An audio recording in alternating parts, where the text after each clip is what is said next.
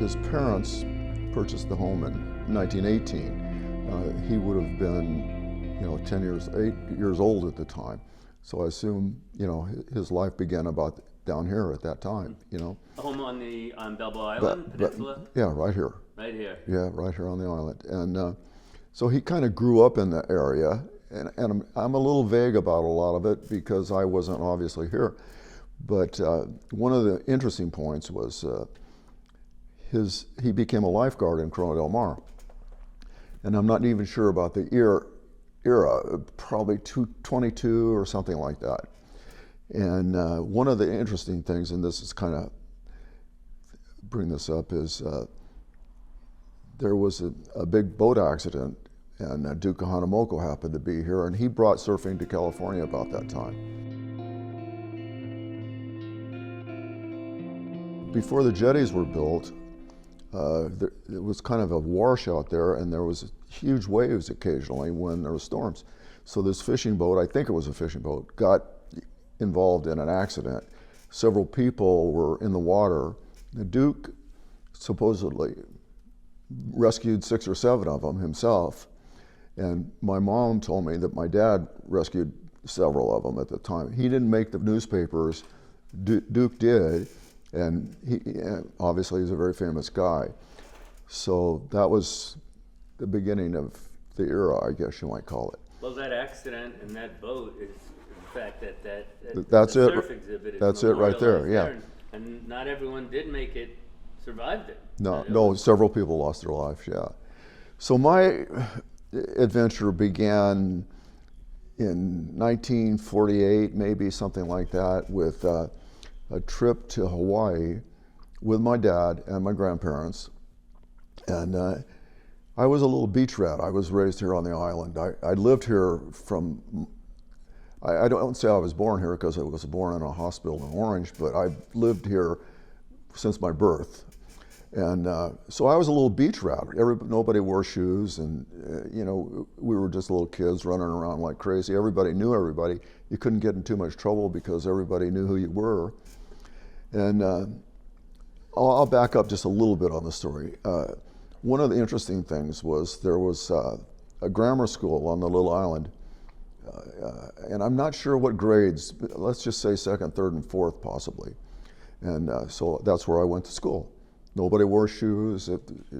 We walked to school, walk home for lunch, walk back to school. Real kick-back environment. And so I was a beach kid. So my dad at the time, we weren't living together. Now I'm not sure, I think he had a serious health issue, and they didn't want children. He had tuberculosis. And I think he got it in the Army during the Second World War. So anyway, I was living here with my grandparents, and it was a blessing because he was very ill and eventually passed away as a result of it, but I lived with my grandparents here. But anyway, back up a little bit. This was a vacation.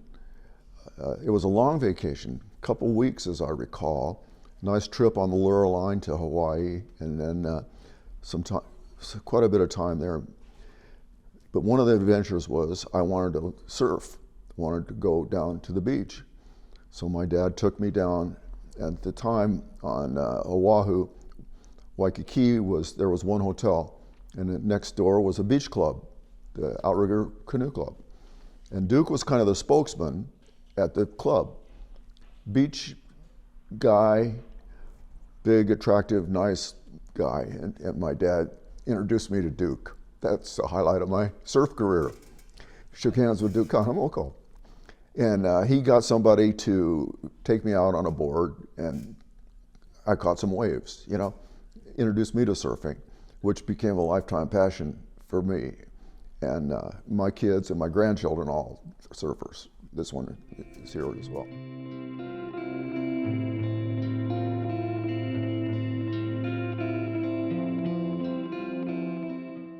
My relationship with the island never quit because my grandmother still owned the home here.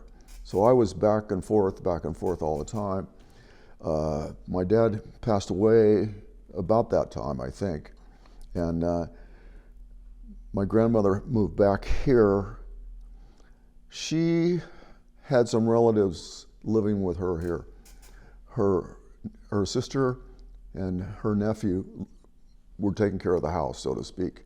Then grandmother moved back here, and then I would visit all the time. I'd come and stay. I was back and forth, and my relationship with the island never quit. And then my grandmother passed away, and I inherited the house, so to speak. Actually, I bought the house from her. My wife and I moved into the house in the 70s sometime. And we lived here for quite a while with our kids and family and raised them, some of them here. And then we left, and then we came back and lived in the apartment for a while, and then we came back and lived in the house for a while. So we bounced around several times back on the island with a love affair of the island. And that essentially is my story. Has it always been, Ron, the 106 Marine? Yeah. So that house has been in the family for... 1918. Well, that's got to be among the longest continuous ownership, over 100 years. I mean, people weren't living here long before 1918. Collins didn't finish his work. They're right there behind you, only a few years before that. So it's one of the longest continuing family ownership homes. It's still, we could walk from here to there. It's still here, yeah, and we love the house. It's currently rented. We got some nice tenants in there. We just recently redid the apartment within the last couple of years. Nice tenant there, and then a good tenant downstairs, and so we just keep it that way, Any idea what grandmother bought it, right, originally? Grandmother bought it originally back then. For you want to know how much? Of course. $1,500. Wow. Okay, the house would have been less maybe if it was one over and on the sand, because then there would have been the danger that it would be. It'd be cheaper. Yeah, right. The house was my first recollection, it was a shack. I might be exaggerating a little bit, but I even think in the washroom it had a sand floor. No garage, no apartment in the back, and in the front of it, and this is in one of the books that's been written. Some of the information is not correct, but it's the story. The front of the boat was a boat taken from a luxury yacht that had been remodeled during maybe the 20s, 30s, I'm not sure. Beautiful mahogany, curved windows, a cabin, not a cabin, but a luxury yacht of that era. They took it and put it on front of the house. It's never been really horribly modified inside. Still got the old brass doorknobs and skeleton keys and so forth. And we intend to keep it that way for as long as we possibly can. Keep it in the family. Well, I have a bunch of family, and I've got kids and grandchildren, so hopefully we can do that. And they're doing the underground utilities now and just jack the taxes up on me. What is it about Balboa Island? I can't really put in words. I don't know. It's very emotional for me. My grandparents, my parents, and all the wonderful things that have been here. Currently, I'm a commercial fisherman, a lobster fisherman in Laguna, and I do have a boat that I keep up here on a mooring in Newport, nice sailboat that I got. So I'm still in love with the island. That's all I can tell you. And all the memories, I can remember them all. I remember the Beak family. I was a member of the Balboa Island Yacht Club. I don't know that it still exists, but I probably was a charter member at the time. This had to be 1947, 48, something like that. I'm not sure when, And then I remember the flight of the snowbirds and all the various things that happened here, and the ferry. We used to ride the ferry across. I think it was a nick, 5 cents, and free on the way back.